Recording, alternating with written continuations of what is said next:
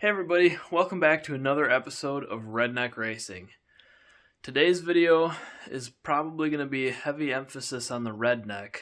We're going to be trying, or I'm going to be trying to rebuild my first automatic transmission. So I'm not really sure what or how this video is going to turn out, but you're definitely going to want to watch it because I've never done this before, and that means there's definitely going to be chaos. It already looks like I murdered somebody right here, so I'm going to flip the camera around and show you guys what I've already kind of discovered here.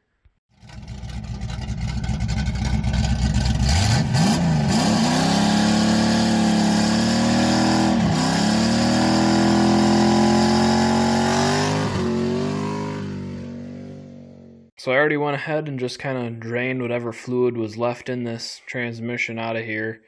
And I'm already not expecting things to look very perfect inside of here. I was almost originally kind of thinking I could leave most of the stuff alone in here. I'm not exactly sure. It looks like a lot of water came out of here when I dumped this out. The transmission fluid is obviously old and in need of replacing, but there's a lot of, like, you can see here, like, water droplets mixed in with the tranny fluid, so that's never a good sign. Alright, that was a lot of bolts to take out, but now it's time to take this pan off. And as I flipped it upside down, there's a bunch more water that came out of the tail shaft, just straight water. So, yeah, we'll see how this goes. A lot of these bolts were, like, kind of loose to begin with, like they had been taken out and not ever torqued back down all the way. It's almost like, oh.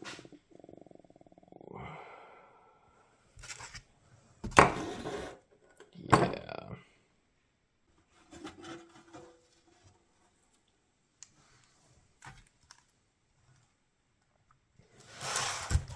Alright.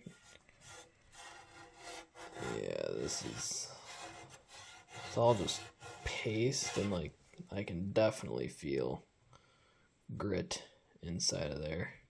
Oh, yeah.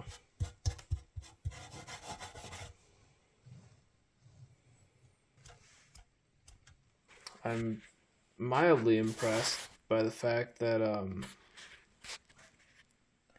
the valve body doesn't look like it's just destroyed. Like this,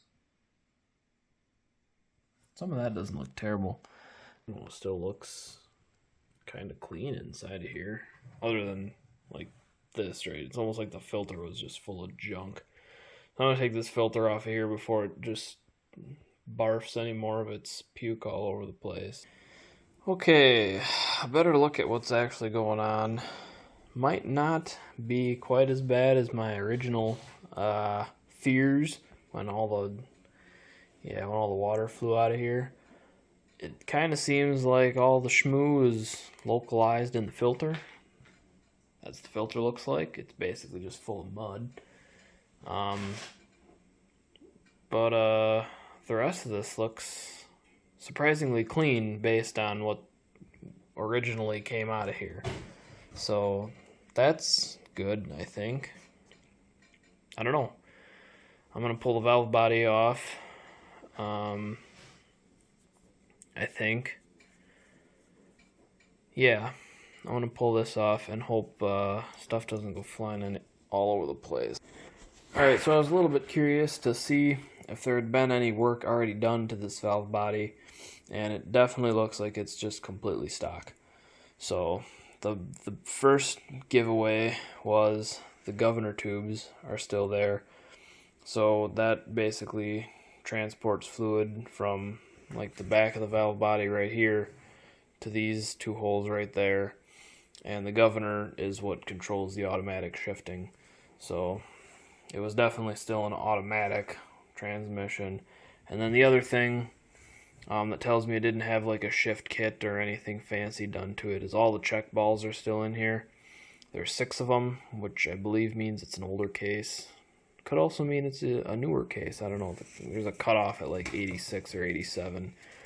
and whether or not you have 6 or 7 check balls, I think, is one of the determining factors of whether you have the older style or the newer style. And I don't think it really matters which one you have as far as performance goes. So, yeah, it all looks pretty much bone stock. So, I think I'm probably going to end up yet taking the pump out of this. I think I'll probably just have this be a teardown and then a rebuild video. I do think I'm going to take the pump out of it and just take a look at what the stuff looks like in there. I'm kind of thinking more and more I'm just going to get a rebuild kit for it, just a cheap factory replacement rebuild kit, nothing fancy. So if I wind up screwing something up, I'm not out a whole lot, but there is just a lot of clutch material on everything. Even when I pulled this valve body out, like fluid started coming out of here, and it was just like almost, there's like gray specks in it, and there's all this like right here is just, I mean, it's everywhere. So I'm guessing it might be burned up a little bit. I don't know. So I think we'll get the pump out and we'll take a look at what's going on inside of there. Well, I've officially taken apart an automatic transmission farther than I ever have before. So we're in dangerous territory now, basically, is what I'm trying to say. We got the pump out. That was actually, it wasn't as bad as I thought. I watched a lot of videos where guys just went and took a screwdriver right down through this hole right here, and you can pry on the back side of the pump here and it just pops right out. But when I tried to take the pump out of that Turbo 350 right there, it was just completely stuck in there. This one, it kind of got stuck at first, but then I just found this bolt right here, and some of the videos that I watched, the guys are saying you got a couple threaded holes. There's a threaded hole here and a threaded hole here. So I just threaded a bolt into the opposite side of where I was prying, up over here, and just pulled with my fingers on this bolt as I pried it with the pry bar, and it came right out. I had to grab it on here, wiggle it around, slid right out. It definitely destroyed the gasket when I took it out, so I'm going to have to get a gasket kit for this, but I was planning on doing that anyways. Yeah, now, as far as I know,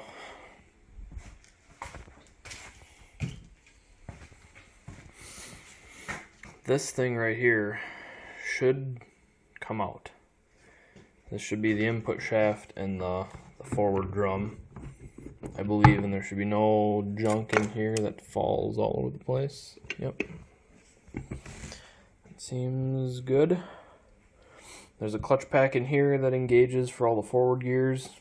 Basically, I think, when I understand, this is the one that, when you want to go, this one is engaged, and park in neutral, this one's disengaged. It basically, all the clutches are splined, or the steels are splined to this, and the clutches are splined to this, and this piece right here is lugged to this as well. So then this splines into all the rest of the clutches right in here, and that controls all the rest of your gears. I'm pretty sure this thing will come right out too, and then that's as far as I want to take it apart for the modifications that I want to do.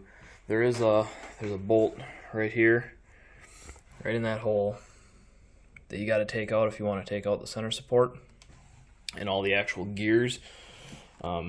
Right now all I've taken apart is clutches. This is a clutch pack, that's a clutch pack, a more complicated clutch pack that I don't want to take apart. I don't even want to take this one apart. And yeah, to take the actual gears out, you got to take this bolt out. But I'm not going to do that. All I really want to do, I think, is get as far as the direct drum, get that out. I think there's one snap ring that I got to take out, and the direct drum will come out, because there's a gasket on there that I got to pull off. Or I'll replace the gaskets on it, I guess, if I get a gasket kit, and leave one of them off. And you leave a gasket off on the center support shaft, and that has like a dual feed to the main, or to the direct drum. which I'm pretty sure is when it's in third gear, it has twice as much fluid pushing on the piston, engaging that clutch pack. Because third gear, the engine is under a lot of load in third gear, and it's moving the whole weight of the vehicle without as much mechanical advantage, gear ratio advantage. And so third gear is the one that has a tendency to burn the gears up. So I'm going to take a look at the clutches. I think in order to take the direct drum out, I got to take out one clutch pack. So I'm just going to look at them, and if they don't look terrible, I'm just going to pretend I didn't see whatever badness might be in there and put it back together. Because again, I don't entirely trust myself, especially with leaving seals out in there. I'm pretty sure I'm going to be leaving the right ones out. But if I don't want to put brand new clutches in here and leave the wrong seal out, and it just bleeds pressure off where it's not supposed to, and the clutches don't engage, and I burn up brand new clutches. So I'd rather burn up clutches that are already 50% burned up than burn up brand new clutches and figure that out the hard way. I mean, I'll still be figuring out the hard way, I guess, but it won't be impacting a feller's bank account as much this way, is what I'm trying to say. Alright, now we're talking. We're into what I think are the gears. I think the gears are right behind here. Here's that clutch pack that I think I'm going to have to get out of here. And I think this will come right out. Man, I've got no idea how much wear is too much wear. It actually looks like there's a lot of material left on this band. That band's probably still fine. I put this back together over here. This band rides on this bottom drum right here. That surface doesn't look like it's seen excessive heat or anything.